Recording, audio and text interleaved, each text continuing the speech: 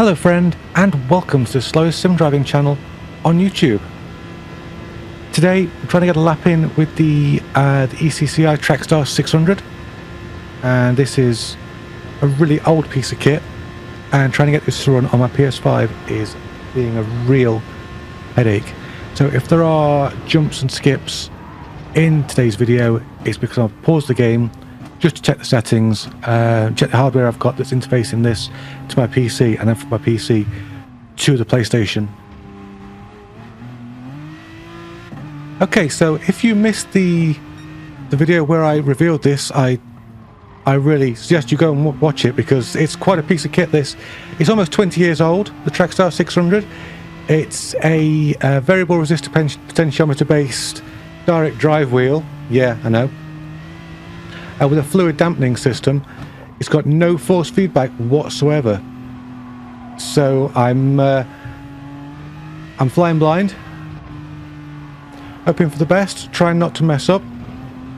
There have been some issues trying to get certain things to work on the PlayStation. For example, the shifters don't work on the PlayStation, so I've had to go full auto, which is unfortunate. I am using the original pedals though, which is the modified 3-pedal inverted set. It's a beautiful piece of kit. If you haven't checked out the video, then look for it on my channel. I always say I'll put a card in, but I always forget, so you know, just ignore me. No force feedback means that I'm going to struggle a lot. I mean a lot. But so far, I think the saving grace is going to be the pedals, because they're so smooth and they're so easy to use that I can accelerate and decelerate quickly without any kind of, you know, skidding or wheel spinning, or otherwise throwing it away. What's really going to catch me out is the fact that I can't feel my wheel going on to, say, the curb or the grass.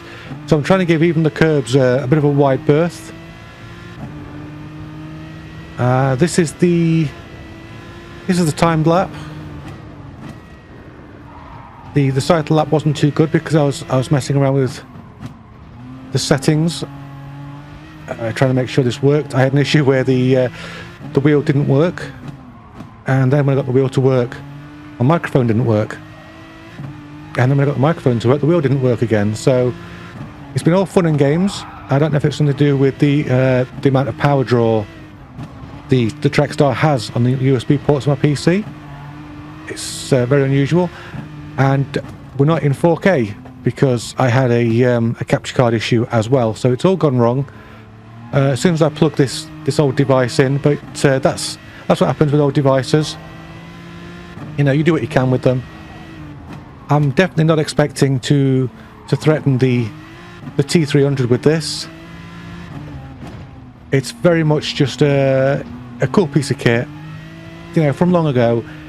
It's like me, it's old, and it wants to show that it's got a place on the racetrack. Not at the front. It's far too old for that. There you go, wheel on the grass, didn't even feel it because the no force feedback. Yeah, it's got a place on the track. It's at the back. But it's still, you know, it's... how can I describe it? The best analogy I've got for this wheel is it's like Lightning McQueen trying to keep up with Jackson Storm.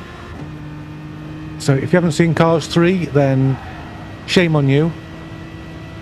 Just pretend Cars 2 didn't happen, because that's an awful film. Cars 3, however, is a brilliant film with a great moral to it, so that's all good. There we go, nicely around there. I'm sorry if you can see my desk wobbling around. As I explained in the show and tell video, this is a very heavy wheel. And I've got the tensioning spring set quite high because the Aston Martin I'm using is a very heavy car. And I wanted to make that come across in the way the steering felt. So far, it's not going to be a brilliant lap, but I think we're going to be able to beat the Hori Racing Wheel Apex with this, and I think that's down to, first of all, the sensitivity of this wheel. It's brilliant for making micro corrections. The wheel itself is so sensitive. Probably down to the fact that it's got only a 240-degree lock on it. Another reason is that the pedals are just so much better than the Horia pedals.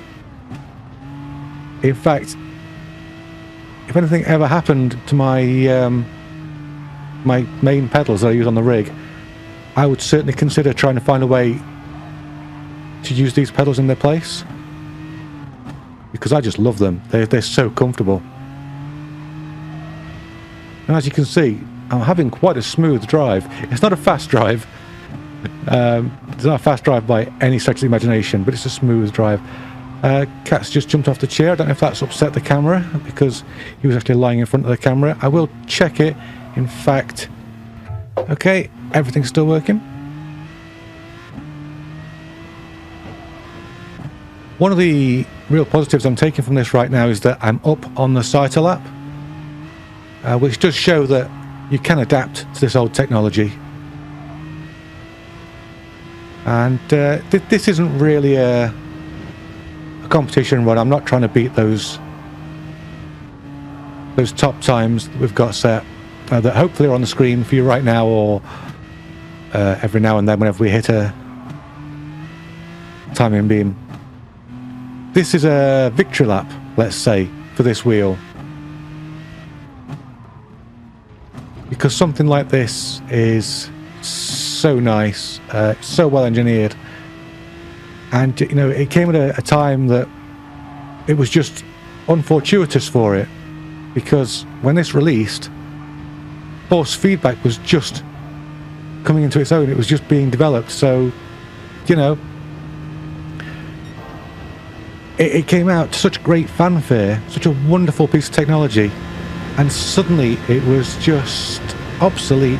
It's almost like Thrustmaster's last wheel, when it came out to such fanfare and bluster, and then suddenly Fanatec brought out the DD at roughly the same price. It's just the way it is, and sometimes you have to just accept that something's never going to have a place in its intended market. But for a collector like myself, it's almost like a holy grail. Alright. Whoa! We're going to drift through there. You know what time it is, right? Even though the ghost is getting away from us, we're going to have a push lap. If it goes wrong, it goes wrong.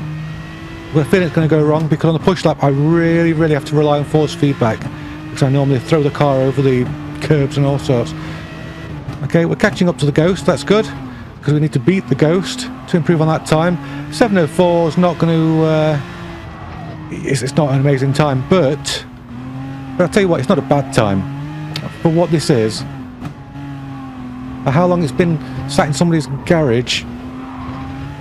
You know, then to come to me and be rigged up very crudely to the PlayStation for this video. It's doing okay. Oh, we're up. Oh, come on, get through there. Get through there. Can we break that 7-minute barrier? Perhaps more importantly, can we get around without putting it in the wall? Even though, we're drifting. Even though I couldn't bind the shifters the way I wanted to, I wanted to use auto, I've still got my fingers on the shifters, because it's just become that very natural, very natural way of driving. We should be good to the end of the lap, and if we can keep up this pace, we are going to break that 7-minute barrier, which is actually going to be that's going to be a high five from this wheel and for this wheel. I think I referred to it recently in Discord as a Rolls Royce of wheels, and it really is. You know, you're not going to see Rolls Royce in Formula 1, but that doesn't mean you're not going to think of Rolls Royce as these amazing cars that have really encapsulated what luxury is in a motor car. So that's it. This is special. This is a special wheel for me. Obviously, I haven't got to rig it up like this for the PC gaming. So, oops, we just shut out the carousel there at the very funny angle. So I think that I'm going to be doing some PC gaming videos with it. Absolutely. I'm going to be over 7 minutes now, so I need to be pushing a little bit harder, believe it or not. So, I say, it's just... I think because I babble on about it so much because I feel very honoured. I'm very lucky to be in a situation where I can do these videos. Oh, we've gone. We're not going to break 7 minutes. It's gone. Oh, guys, I'm sorry. I tried. We tried. But it didn't happen. So the ECCI Trackstar 6000, 7 minutes and 4 seconds, .852. Doesn't matter if it's a good lap or a bad lap. What matters is it's still racing. You're going to see more of it on the channel. We'll see if we can find a place that this can really stand up against the big boys. 704. I don't mind. That's not a bad time for this. It's been waiting nearly 20 years to set that time on Nürburgring on GT Sport, and here it is. It's done it. So what have we learned? I'll tell you what we've learned. Absolutely nothing. Because today, unlike with all the previous controller wars, I didn't set out to learn anything. I didn't set out with a plan, do anything other than do a lap of the Nürburgring Nordschleife on the Trackstar 6000. That's all I wanted to do. And I did that, and you know what?